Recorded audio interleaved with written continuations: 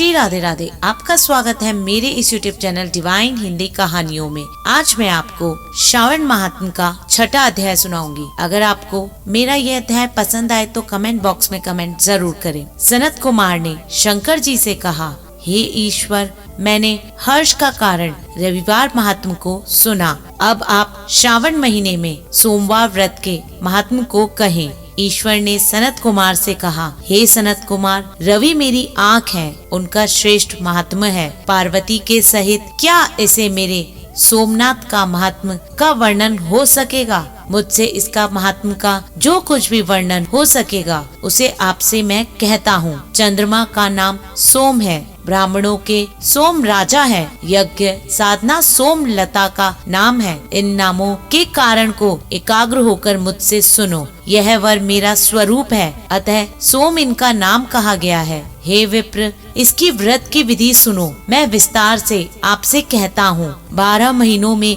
सोमवार व्रत करना उत्तम है। यदि 12 महीनों में व्रत करने की सामर्थ्य न हो तो श्रावण मास के सोम का व्रत करें। इस मास में सोम का व्रत करने मात्र से 1 साल व्रत करने के बराबर फल का भागी हो जाता है। श्रावण शुक्ल पक्ष के प्रथम सोमवार के दिन सोम व्रत का संकल्प करें कि मैं सोम व्रत करूँगा। इस व्रत से शिव प्रसन्न होते हैं। चारों सोमवार के दिन सुबह संकल्प करें। यदि श्रावण मास में 5 सोमवार हो जाएं, तो 5 ही सोमवार के दिन के संकल्प कर शाम को शिव का अर्चन करें। सायकाल में शिव जी का षोडोपचार से पूजा करें और एकाग्र मन से श्रवण करें। मैं इस सोमवार व्रत की विधि को कहता हूँ, आप सुनो। श्रावण महीने के पहले सोमवार का उत्तम व्रत नियम को ग्रहण करें। अच्छे प्रकार नहाकर शुद्ध हो, सफेद वस्त्र ग्रहण कर काम, क्रोध, अहंकार, द्वेष, चुगलीखोर आदि का त्याग करें।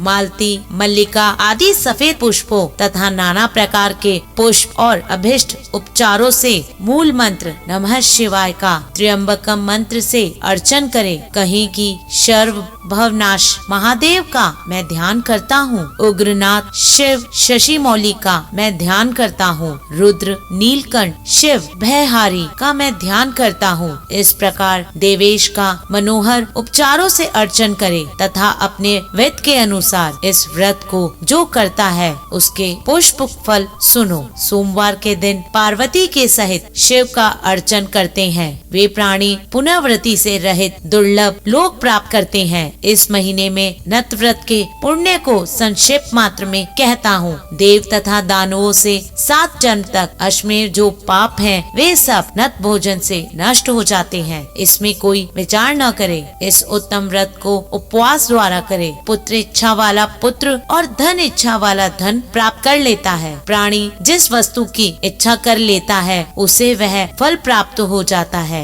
इस लोक में बहुत समय तक रहकर अपने इष्ट भोग पदार्थ को भोग अंत में उत्तम विमान द्वारा रुद्र लोक में जाकर पूजित हो जाते हैं। मन, धन और जीवन को चलायमान जानकर प्रयत्न से व्रतोद्यापन करे। धनस्थता को छोड़कर श्रवसकता अनुसार चांदी के वृषभ पर स्थित उमा महेश की प्रतिमा बनवाए। सुंदर मंडप बनाकर उस पर घट स्थापना करे। 2 सफेद वस्त्र से ढके घड़े के ऊपर तांबे या बांस का पात्र रखकर उसके ऊपर पार्वती जी के सहित शिव जी की प्रतिमा रखे। श्रुति स्मृति और पौराणिक मंत्रों से शिव का अर्चन करे। पुष्प का मंडप बनाकर उसके ऊपर एक रमणीय चंदव बांध दे। रात के समय गीत तथा वाद्य शब्द द्वारा जागरण करे। अपने ग्रह सूत्र विधान द्वारा बुद्धिमान अग्नि का स्थापना शव भावनाश आदि 11 नाम से करे। शलाक्ष की लकड़ी से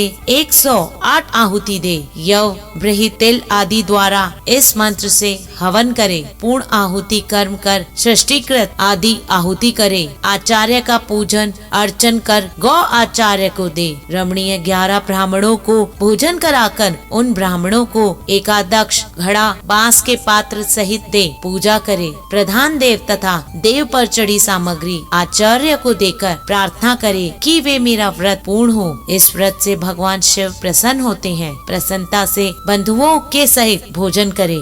जो इस विधान द्वारा इस व्रत को करता है वह जो कुछ चाहता है वह सब प्राप्त कर लेता है और शिव लोक जाकर पूजित हो जाता है। धन्यवाद। अगर आपको मेरी ये जानकारी पसंद आए तो कमेंट बॉक्स में कमेंट और मेरे इस चैनल को लाइक, सब्सक्राइब तथा शेयर करना ना भूले। श्री राधे राधे।